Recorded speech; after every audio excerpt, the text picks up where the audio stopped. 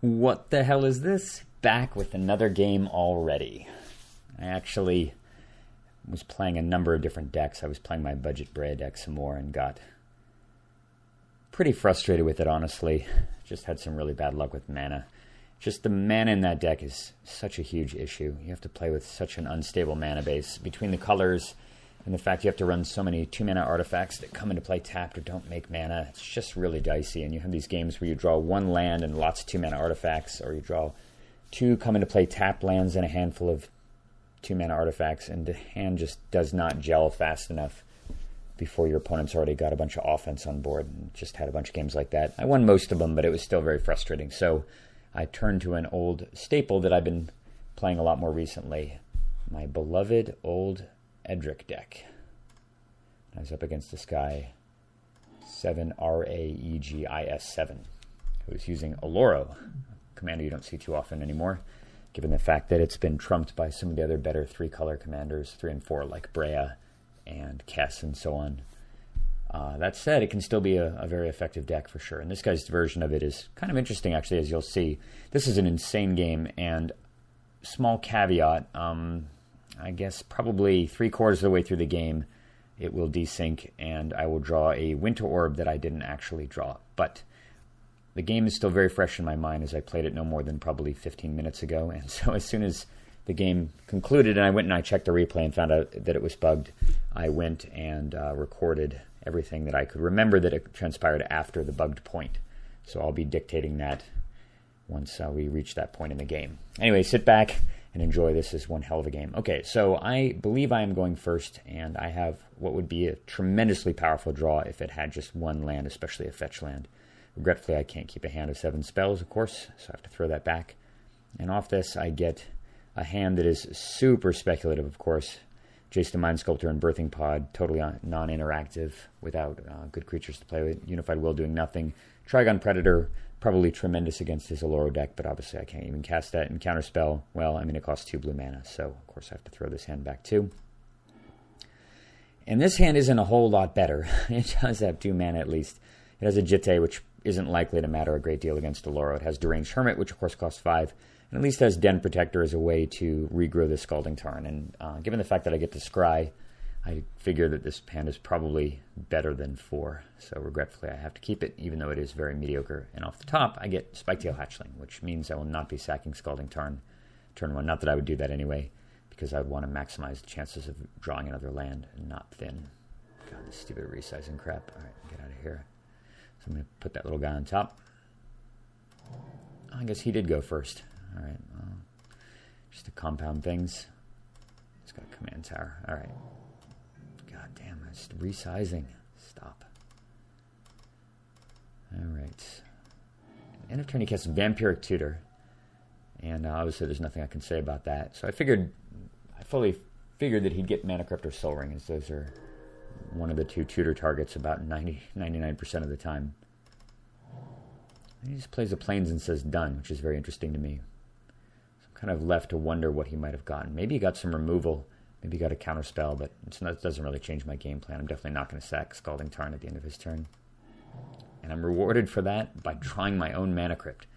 Pretty amazing. It's like he Vampiric Tutored for me. So this changes things a lot. Suddenly my hand becomes, well, probably 3 times as good, given the fact that I can play 2 things on a turn. I can run out the Spiketail Hatchling and have Jitte as a playback. I have enough mana now to play Oloro. I'm sorry, not Oloro. To play Edric. And I'm only 1 mana away from playing Deranged Hermit. So I'm going to lead with the Mana Crypt. I'm going to sack Scalding Tarn, of course. And after fiddling around with this mana for a little bit, I decided to add 2 blue here to at least bluff a counterspell here when I play the Spiketail Hatchling. So I play that first, and he lets it go, and I'll play the Jitte. And I guess just for mana efficiency, he casts Path to Exile during my end step. Bit of a weird play, I think, against a Spiketail Hatchling, but not the worst thing in the world, I suppose. I think you'd probably want to save that for when I invest 3 mana in my commander, though. I think Path to Exile is a very dubious card to play in this format anyway, because it pays for half the commander tax on your opponent's commander, and that can often wind up being a problem. Plus, this got me the 5th land to play the Deranged Hermit, so I'm actually quite grateful for that, and it's very good use of a 1/1 flyer. All right, back to his turn. I still have not seen what he tutored for. plays Terramorphic Expanse. He certainly did not tutor for that, and he immediately sacks it to get his third color, which is completely understandable. All right, take 3. Elvish Mystic. All right, well, a couple of options here. I could just play the Elvish Mystic and run Edric out here and just hope he didn't have an answer. But I decided I'd much rather just play Deranged Hermit. It puts a lot of pressure into play. If he does cast something for 4 mana to accelerate, like a 3-mana artifact or Thran Dynamo or something, I can play Edric and immediately draw 4 cards, which could likely draw me into a counterspell and seal up the game from there. So I've decided I'm just going to play the Deranged Hermit with absolutely no intention of paying Echo on it, of course. Such an amazing amount of value, though. 9 power and creatures and 5 guys in general for just 5 mana. It's pretty spectacular. And now he plays Mana Crypt. So this must have been what he tutored for before. Perhaps he was just waiting for an appropriate time to spring it on me, so I can respect that, given the fact I'm blue-green and it's almost impossible for me to meddle with his hand outside of a narrow range of things like maybe Windfall. So he taps a bunch of mana and casts Damnation. All right, well, that's completely fine. I have Den Protector in my hand anyway, so I can get that guy back if I need it. And it does clear the coast a little bit for Edric to come down, depending on what I draw. Into the Royal. Okay, well, that's actually super handy because that means that presumably when he plays Oloro next turn, I will be able to bounce it back to his hand. And with that in mind, I decide that I'm going to just play Den Protector here. I'm going to leave Into the Royal available with the intention, presuming that he does play Edric, Oloro, I mean, that I will bounce it at the end of his turn, untap, play my own Edric and attack. And I actually have the ability to use Den Protector to get the End of the Royal back, to keep it out of play another turn, and that amount of momentum should probably turn the game in my favor, given that he only has 3 cards in hand. So we head back to his turn. He's still at 38, despite having Mana Crypt in play. He plays Dimir Signet, so he does not have a 6th mana. And he just says done. All right, well, that's interesting. So end of turn, I decide I'm just going to go and grab the Deranged Hermit right now, just as a counterplay for if he's able to deal with this pressure right now. All right, that's fine. Play an island. It's time for Edric. I'm playing that. And I've got enough mana here to use the End of the Royal, but I ultimately decide that I actually want to get the Jitte loaded up. And because of the way the Den Protector works, if I get 2 Jitte counters out and the Den Protector is equipped, power less than Den Protector's power can't block it, which means that if I remove just one Umezawa's Jitte counter, this thing becomes a 5/4 and he can't block it with Oloro, which means I can get in for extra cards, which may mean that I don't even actually have to bounce Oloro necessarily. So I decide that even though this means that I can't Into the Royal, it's probably worth it to get the counters. And he responds by casting Brainstorm with 1 black mana available. And then he taps all of his mana. I can't punish him with a Daze or a Spell Pierce or anything to cast Dismember, killing off my guy. But at least that means Edric gets to hang out, which is kind of handy. Unfortunately, he's got 6 mana available now, so he's going to be able to play with Edric. But I do have enough mana to bounce it, draw a card, and potentially equip with the Jitte as well. Although I'd probably more likely actually just bounce, attack, hope to draw a land between the draw step and the card off Edric, which will allow me to cast Deranged Hermit and flood the board to just plow past his Oloro if he were to play it. So he taps a bunch of mana here. And then he casts Crested Sunmare, which is a creature I guess that was introduced quite recently, I think in the last few expansions. And if ever there was a card that was tailor-made to be in an Oloro deck, it's this thing. I mean, holy shit. It's so insane. At the end of each end step, if you gain life this turn, create a 5/5 white horse creature token. So it's basically 2 5/5s for 5 mana, including 1 indestructible, and it sticks around and makes a horse every single turn for free. My God, that is not a creature I am equipped to deal with. And suddenly this game went from being what I felt was pretty comfortable to being extremely, extremely uncomfortable. 2 5/5s. And then my deck rewards me with Tezzeret the Seeker.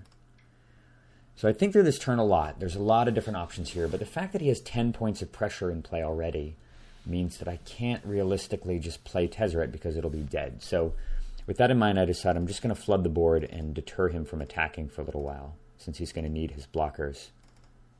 And that gives me the confidence to play Deranged Hermit, and of course the Elvish Mystic as well, to get more mana, and I'm not really worried about him playing any further sweepers like Wrath of God or Supreme Verdict or obviously he's already played Damnation, Day of Judgment. Of course, there could be Toxic Deluge, which I would pretty much scoop to anyway, because he'd hit me for 10 and he'd have 5/5s in play and I'd have nothing, so it's not really an option. Scoop to Deluge at this point, but hope he doesn't have it. All right, he can get sting by his Mana Crypt. He's down to 39. No attack yet, because he's obviously worried about me just rushing him. And then he plays Fedalar Sovereign. My God, this guy has just drawn the best stuff to go with Oloro. Look at this. Vigilance Lifelink. At the beginning of your upkeep, if you have 40 or more life, you win the game. And I believe because of the way the triggers work, he gets 2 triggers at the start of his upkeep. Oloro and that thing. So if he stacks them in reverse order, first Sovereign and then Oloro, the Oloro will resolve, he'll be at 41, and Sovereign will just instantly win him the game. And he can actually even get around the Mana Crypt flip by putting that at the bottom of the stack. So he'll win the game literally on his next upkeep, unless I stop it. Fortunately, I have Into the Royal, and if I do top deck a land here, I have the ability to also use Tezzeret to get Veldican Shackles to steal the Feladar Sovereign to prevent him from winning the game instantly. But yeah, things just went from bad to worse. Oh yeah, and of course he gets another 5/5 horse for free. Fuck, this is not good. He's got this crazy animal menagerie, cats and horses. All right, not paying Echo. Definitely not. Okay, come on, deck. Deliver the goods. We need it. Garrick. Not the worst thing in the world, because at least that means that I have 2 additional mana, and I can maybe scare him and threaten him with Trample and Overrun to keep him from attacking. So I think this through for a little bit. Decide I'm just going to play Tezzeret. Of course, I need to get this on board, and I'm going to use Tezzeret to go get Soul Ring. That gives me enough mana, of course, to play the Garrick and untap 2 lands, and I just need to Into the Royal this Sovereign right now.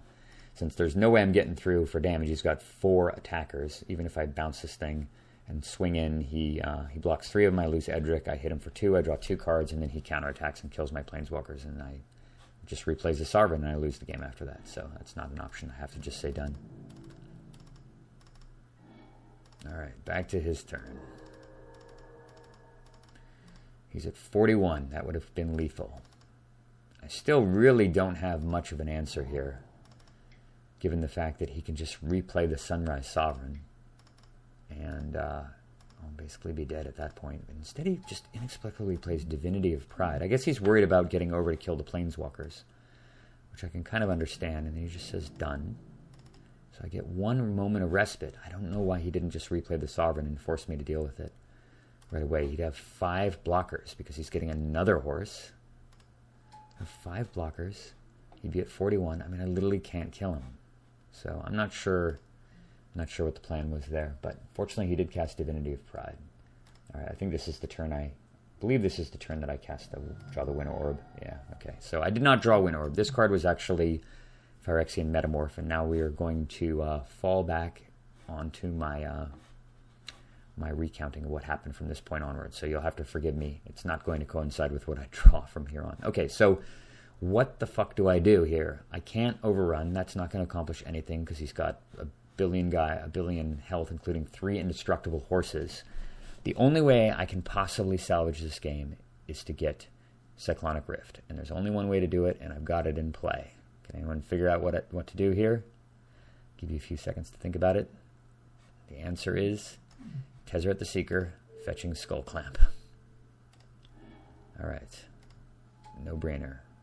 And with all of this mana available through both Garrick and through the Elf and the Artifact mana, I actually can draw quite a few cards. I can draw 10 and hope to draw one of a couple of different options. I need to draw either Cryptic Command or I need to draw Cyclonic Rift. I need to get one of those 2. I also have the option, of course, to get Veldican Shackles after a little bit of time. But I'm really hoping if I get super lucky that I can draw Gaia's Cradle. And Gaia's Cradle and some way to fetch Cyclonic Rift may give me a chance here. But chance to win in this game, pretty dim. All right, so I do not draw these 2 cards off Skull Clamp. It was not Venser and Regrowth, I assure you. I drew, I believe, Arbor Elf and Priest of Titania right away, so I have to clamp again. And off this, I did not draw these 2. I drew a Llanowar Elf and a Strip Mine, so I have to clamp again. Just just imagine that these cards are what I'm saying. And off that I get something like Wasteland and City of Brass. So clamp again. And this time, the deck rewards me. I get a Mana Drain and a Memory Lapse. So it's looking a little bit better. So now I tap the Elf to clamp itself. And here's the key. Off this clamp, I get, not Nature's Claim and City of Brass, I get Merchant Scroll and Memory Lapse. So now the strategy is, how do I rebuild here and give myself a chance to actually win this game? So with all those guys clamped, you can see me making 2 green mana here. I'm spending the 2. Obviously the UI is very confused because it's trying to execute commands on things that didn't happen. All right, let's see what happens here. It's going to probably start taking big bites out of the clock. Yeah, it's just giving me errors and so on. Okay, I think I may not be able to advance past this point. It's still untapping stuff. It may go back to his turn. We'll see. Just going to jump ahead a bit here. Yeah, okay. So I'll describe what happened. So what I did was I played Arbor Elf and Llanowar Elf, and then I used I played a land from my hand and cast Metamorph to copy Divinity of Pride. Then I used Garruk to untap 2 islands. So I had Mana Drain in my hand, and I had Edric, 2 elves, and Divinity of Pride. And let's see if it goes back to his turn. Yeah, and I had to discard, of course, a few times, which was fine. This game's so confused. Let's see if it actually goes back to his turn. You can see what he did. Of course, my blocks aren't going to make any sense. It's just taking big bites out of the clock here. Okay, well, I don't think it's going to advance from this point onward. But anyway, so going by my little narration here, goes back to his turn. And on his turn, he thinks for a little while, and he ultimately sends Divinity, or he attacks with the reason why I cast Divinity of Pride is because I absolutely need to keep Tezzeret in play. Tezzeret is instrumental to my next turn because I need Tezzeret to untap the 2 mana artifacts to generate 4. And so I need to protect Tezzeret. That's why I played Divinity of Pride with the intention of using Divinity to block his Divinity. I've got the 2 other elves on the table to block potentially these horses as well as Edric. And because I can block 4 things, only the horse can get through, which means all I can do is kill Garruk. And I've got Mana Drain to defend. So goes to his turn. He thinks for a while. He sends in 3 horses and the Divinity of Pride, keeping back the non-indestructible horse back, potential, so I can't kill it. And the Divinity of Pride is actually sent at my life total, which is phenomenally important. 2 horses are at Garruk, and just one is at Tezzeret, which is awesome. So that allows me to basically just throw the Arbor Elf in front of the horse that's attacking Tezzeret. I take 8 on the face, and I allow the other 2 horses to finish off Garruk. After combat, he casts Oloro rather than his Sovereign guy, and I have 2 mana available to Mana Drain that, which is super key.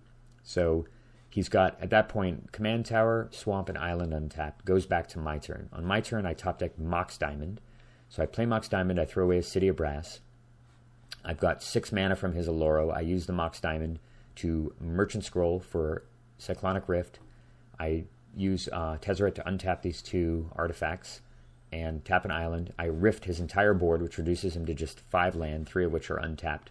Puts the Crypt and the Signet back in his hand as well as all this stuff. And that actually allows me to attack with Edric and my Divinity of Pride, and I believe with the Llanowar Elf as well. And off those cards, I draw into a counterspell, and I still have the Memory Lapse in my hand and enough mana to play it. So I think I actually had enough mana available, thanks to Tezzeret, also to equip Jitte onto the Divinity of Pride when I attacked with it. So I got 2 counters on the Jitte as well.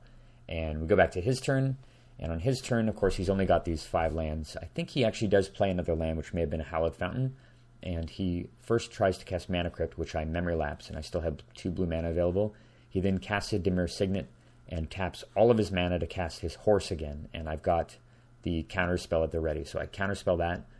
All he's got is just the Dimir Signet in play. I untap, and now that Tezzeret has 3 counters on him, because I untapped these 2 things last turn, I use Tezzeret to go get Mighty Winter Orb, smash in with my creatures, and draw 4 more cards, get more Jitte counters, and facing that impossible board state, he scoops it up, and that is the end of the game. I think it's going to jump ahead here. I'm sorry I had to just narrate that from memory, but that is exactly how it unfolded.